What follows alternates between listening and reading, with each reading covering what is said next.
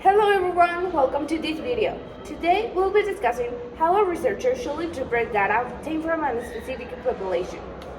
That's right, Bob. We're going to explore the key elements that need to be considered when interpreting research data, from formulating clear research questions to integrating different perspectives. Hania, what do you think about the importance of formulating a clear and relevant research question? I completely agree, Bob.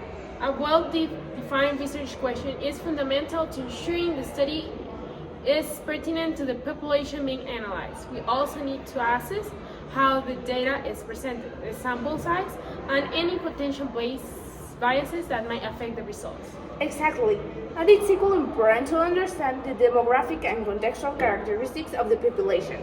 These factors can significantly influence research outcomes. Yes, and let's not forget the quality of the information. It's essential to review its veracity and consistency. Do you think a researcher should strictly adhere to reality? Definitely. Honestly, in data interpretation is vital, especially when the goal is to discover the truth or solve a problem. What do you think about understanding the population's viewpoints regarding the obtained information? It is beneficial? Absolutely.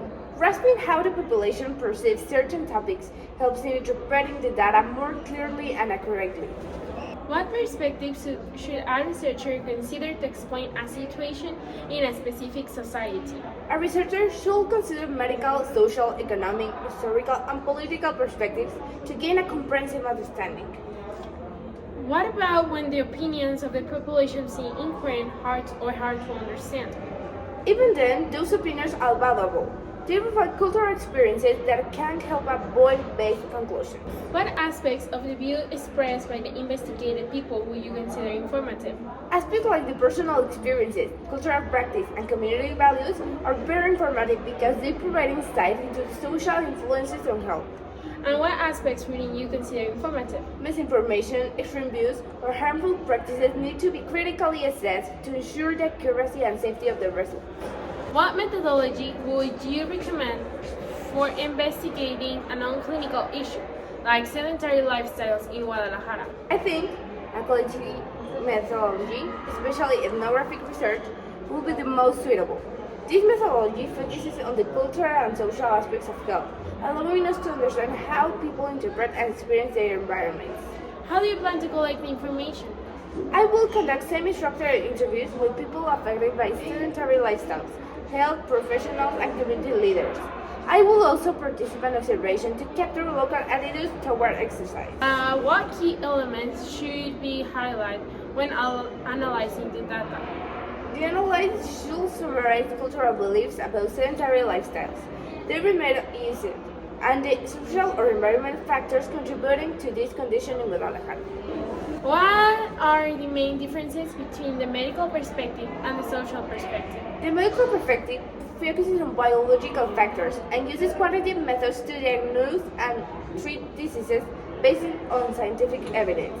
The social perspective, on the other hand, examines health through the cultural lenses and uses qualitative methods to understand personal and communal experiences.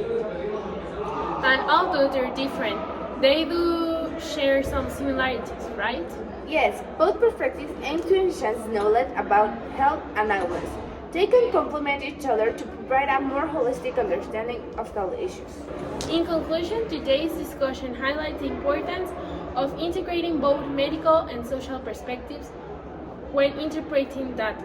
In the absence of field research, data interpretation can be biased due to the lack of context. Exactly. Integrating both quantitative and qualitative data allows us to capture both objective realities and subjective experiences, enriching our understanding of health issues. It's essential for researchers to recognize the limitations and strengths of each approach to interpret data effectively and representatively. Thank you for joining us in this discussion. We hope it's been useful in understanding how to interpret data in health research. See you next time. Bye.